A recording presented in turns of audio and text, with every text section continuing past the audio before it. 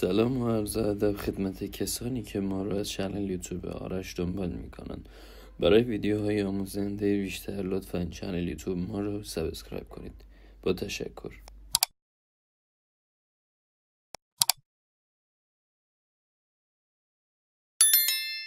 موضوع امروزمون هم اینه که شب اول ازدواج چیکار کنیم.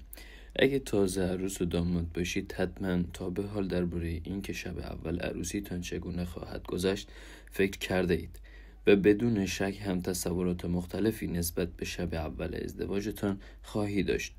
ما در این مقاله می خواهیم به طور کامل درباره تجربه شب اول ازدواج با شما صحبت کنیم.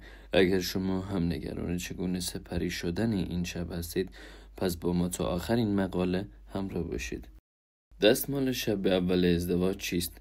شب اول زفاف و یا همون رسم شب اول ازدواج رسمی است که از زمانهای بسیار قدیم در بین مردم و مرسوم بوده است.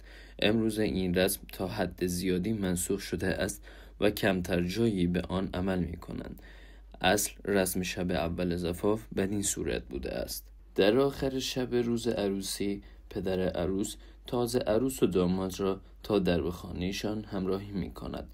دختر و پسر باید اولین رابطه جنسیشان را انجام دهند و سپس به نشانه باکره بودن دختر داماد باید یک دستمال آغشته شده به خون را به مادر زن خود نشان دهد و بدین صورت پاک دامن بودن عروس نشان داده می شود.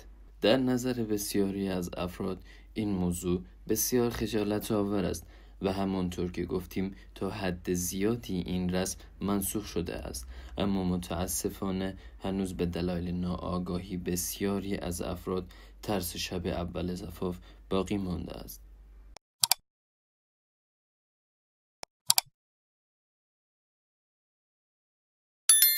با تشکر که تا اینجای کار با ما همراه بودید. برای همچین ویدیوهای بیشتر لطفاً چنل یوتیوب ما رو سابسکرایب کنید.